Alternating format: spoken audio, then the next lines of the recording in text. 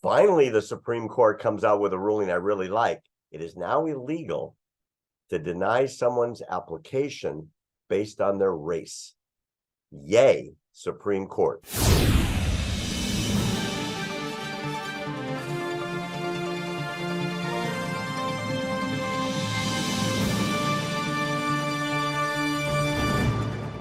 Well, the Supreme Court made another big ruling. We sort of touched on it earlier. I mean, obviously, these men and women, all 9 of them, they just ruled that affirmative action in higher education is illegal. We talked about this last week, but here's the interesting part about the story.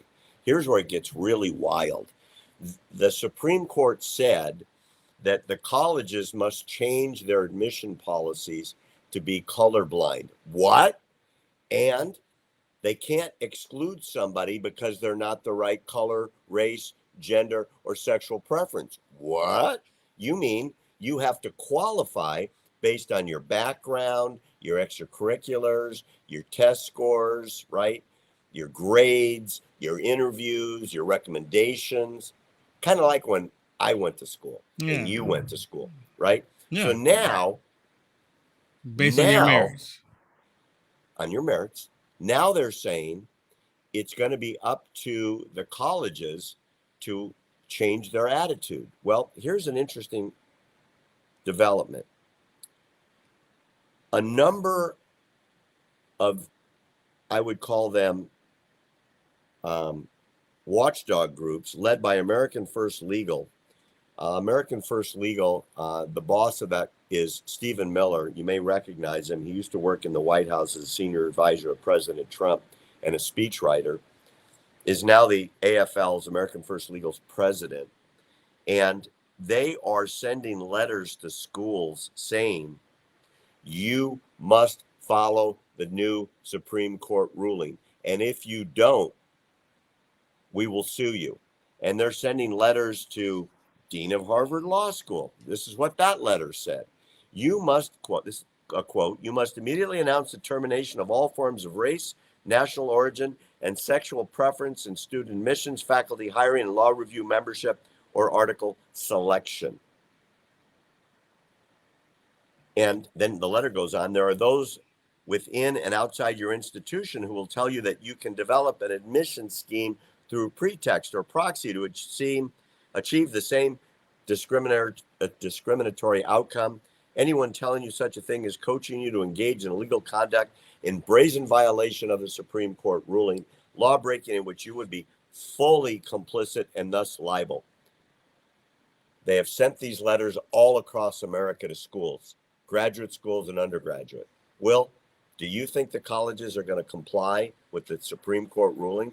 No, they're already talking about that they're probably going to select kids based on zip code, which is really still kind of odd because there's a lot of white people live in the same zip code as a lot of black people, right? So they're still going to try to find some kind of workaround, right, to get around it, because they've already said that they're going to do it. They're going to find workarounds to get around this so they can still bring in students with the DEI in mind.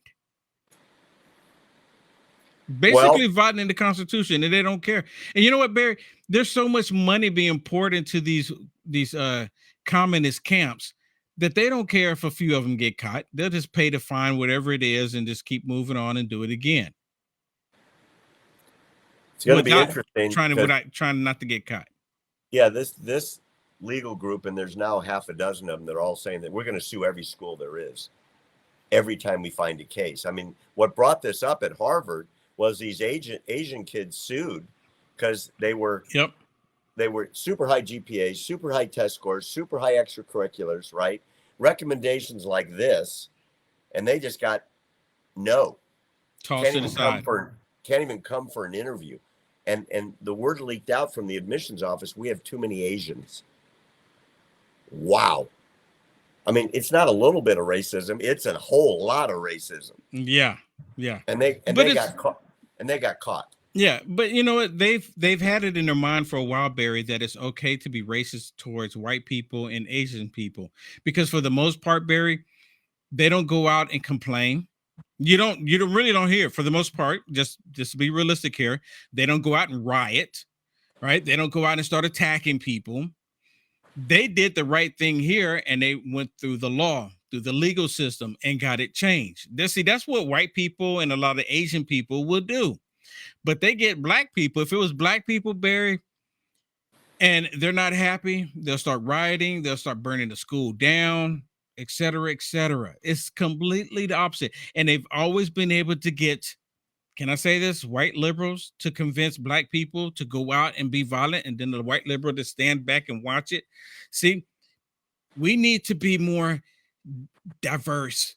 This is the reason why we need to be more diverse, so we can bring down the tensions when they're the ones who created it. Unbelievable. And I couldn't agree with you more.